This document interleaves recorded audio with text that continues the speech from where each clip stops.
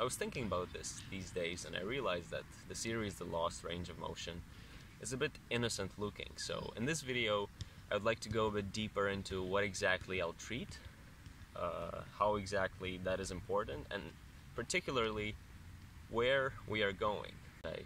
Perhaps the most important aspect of movement that I have identified so far is breathing. And the reason is quite simple.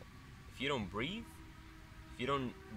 well in a movement, then you cannot do that movement well. So this is why we'll be really going deep into breathing. We're going to go into fast breathing, we're going to go into slow breathing, we're going to focus on lung capacity and many other aspects. In addition to breathing, I'll be going through a series of videos now to show you the journey. The first thing that we focus on is getting comfortable next to the ground, close to the ground. Obviously, the most obvious choice is going with the legs close to the ground, but also once we do that, once we learn to go in different directions, we want to get comfortable with the hands on the ground as well. So not only in front, but also on the sides and on the back. This is how we strengthen the core, this is how we stabilize it. We want to learn to go on the back hands, we want to learn to get up from the ground as well. The next hugely important aspect of movement is really the spine, because the spine just is a huge part of the body and is responsible for posture, it's responsible for breathing, it's responsible for so many things. So we want to learn to move it. We want to learn to move it to the sides, we want to learn to move it back and forth, and also we want to stretch it and strengthen it so that it becomes easy to move it in all these directions.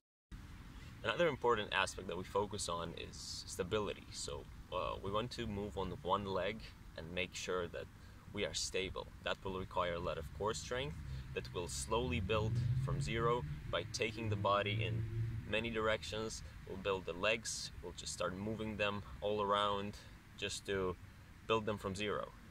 Also, we want to learn to load the legs, so it's going to be gradual loading to make sure the legs are strong and healthy.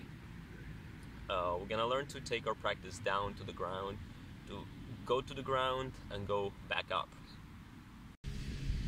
Then we just want to add more complexity to stability work by adding arm motions, by adding spine motions, and by just going down and back up. What I've described so far is pretty much all that we're going to go into in the lost range of motion. The whole idea is to build up all these skills, because then we're going to go deeper into more difficult ones. If some of the things that I presented so far seemed a bit frightening, that's okay. Don't worry about that. I will definitely add all the steps that are required to go into all of these positions, so there will be no pain and there will be no uncertainty when going into a certain position. We're really going to learn from zero.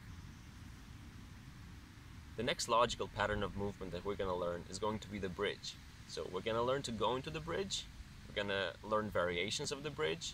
So for example, lifting one arm, and then we're going to learn to get up from the bridge. Another hugely important aspect is going to be simply hanging, so hanging from a bar. Again, we're going to add many variations to it, so it's going to be the one arm hang, which just strengthens the whole side of the body, but then as we add more steps of complexity to it, we want to build shoulder strength, we want to be able to move the shoulder up and down and stabilize the core as well. What we want to do next is add some jumping to it, so this will really teach us to transition our momentum in different ways. Then there's another step to our stability practice, in which we just start walking on bars, but also we don't forget to have fun and just improvise along every training. Perhaps the most exciting thing that comes next is going to be the handstand, in which I will really go deep and I'll analyze the motion and I'll just build it from zero.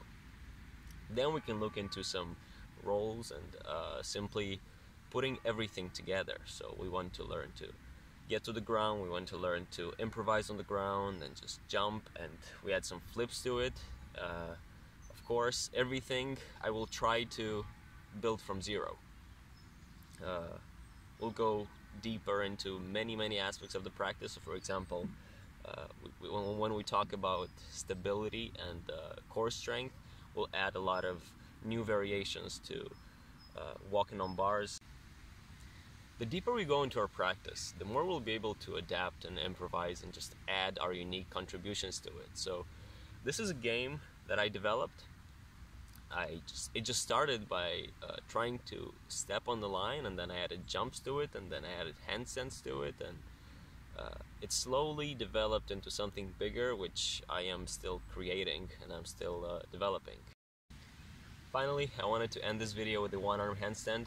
I've been working on the skill for the past 2 months, and it seems like I almost have it with proper form. So I really hope you enjoyed this video. I hope I gave you a clear overview of what we're going to be treating in this channel. I want to make it clear, I will teach these skills. I will teach them through my own process. I will try to summarize my mistakes and my failures, but also my successes.